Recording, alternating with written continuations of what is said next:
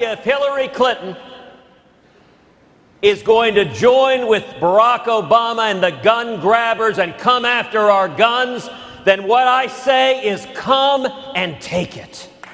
If they are going to come after the Constitution, what the American people, what we say together is come and take it. Presidential candidate and Texas Senator Ted Cruz taking rhetorical aim, you might say, at both Hillary Clinton and Barack Obama for their views on gun control.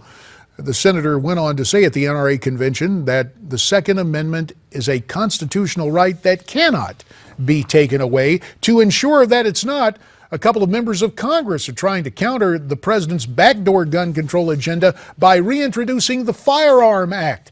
This legislation will prohibit the federal government from requiring race or ethnicity to be disclosed in connection with the purchase of a firearm. Under current ATF regulations, failure to disclose race and ethnicity is considered a violation by the ATF and could result in shutdowns of gun vendors for allegedly repeated offenses.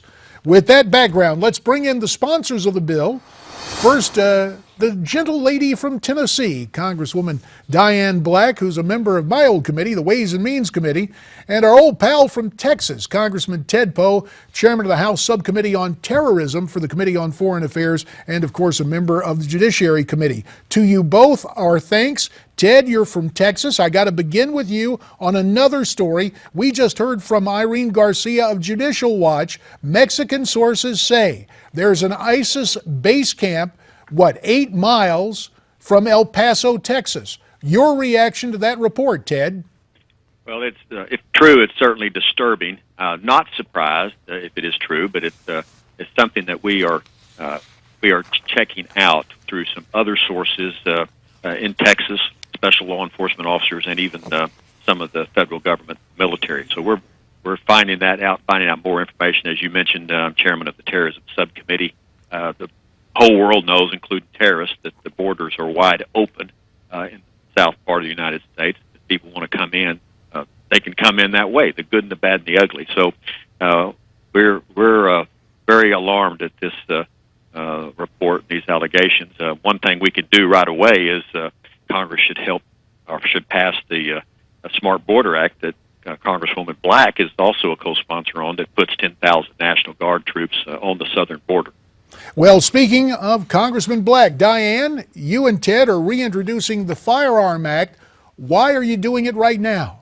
JD, first of all, I want to say how proud I am to be a co-sponsor of this bill with one of the most well-respected members of the Texas delegation, Judge Poe.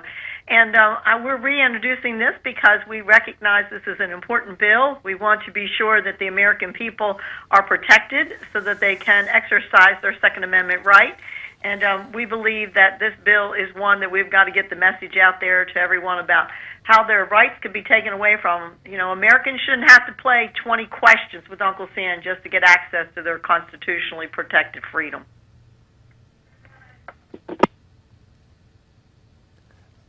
Guns. Why has the Obama administration, more so than previous presidential administrations, been so hostile to the Second Amendment? And what other types of backdoor gun moves are they going to try aside from the one that they're currently doing with 4473? Well, administration is obviously, by their action, they don't like the Second Amendment, any part of the Second Amendment. So it's all about trying to control the Second Amendment through executive, administrative regulations, because they never passed anything legislative. And so they use the ATF as the one way to do it. And as Congresswoman Black says here, they want to do racial profiling on people who buy firearms. And if they fill out this form and it's a mistake, the gun seller is the one that the ATF will go after and try to put out of business. So I think it's an effort by the administration, by any means necessary, to stop the lawful sale of guns and stop the lawful sale of people to possess those firearms. So the bill has been reintroduced. Diane, why did it fail to pass the first time? Was it caught on the calendar? Were there other priorities? Was there organized opposition? Why didn't it see the light of day when it was introduced previously? We did not. First of all, we didn't have a Senate sponsor, and we do this time. But it is also incumbent upon both Ted and myself to be sure that we have a good co-sponsorship, and so we're working on that.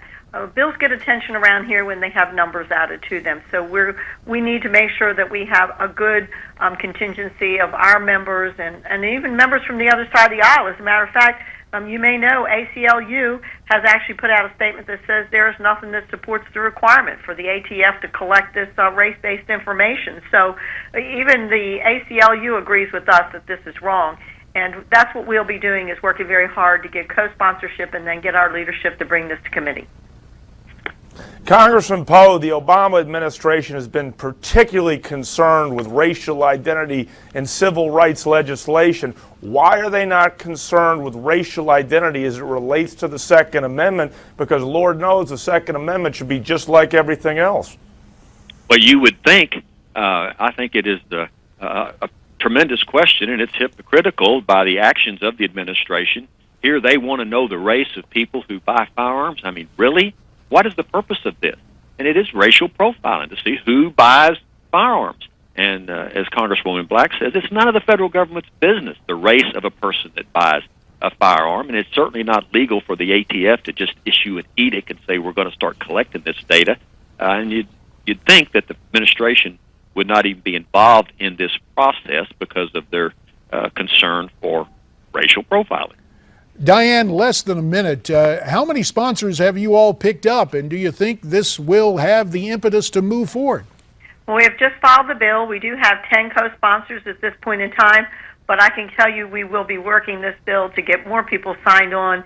And we did actually file this bill a little late in the last Congress, and so we have more time now, and we will be working it. So you got the time, and we're trying to give attention to your efforts. Congressman Diane Black and Congressman Ted Poe, we thank you very much for your time. Continue to update us on the progress of this legislation as it's been placed in the hopper. You've got co-sponsors, and now we'll wait to see if the hearings move forward in the House. Good to hear there's a Senate sponsor, too. Our thanks to them. And now, time for a national weather update with Jessica Reyes.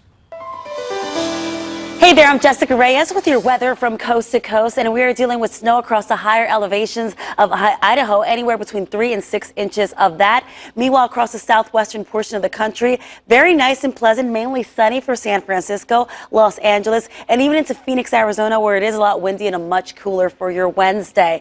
By the Great Lakes for today in Minneapolis, mainly clear and mild with partly sunny skies. And then as we continue to move across the country, we're expecting showers and strong showers and thunderstorms into Oklahoma City with lots of rain through there, hail and isolated tornadoes. A lot of that system will also threaten parts of the deep south into parts of New Orleans, where you'll see downpours, flash flooding, and travel delays into Montgomery and into Jackson, Alabama as well. And then let's go ahead and take a look at some of your daytime highs for the middle of the week.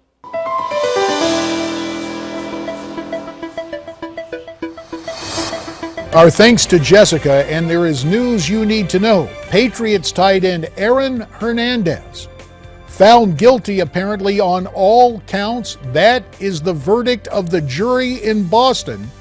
When we come back, we will have more on this story, but suffice it to say that Aaron Hernandez has been found guilty in a court of law. We will have more details and more of America's Forum ahead, right after this.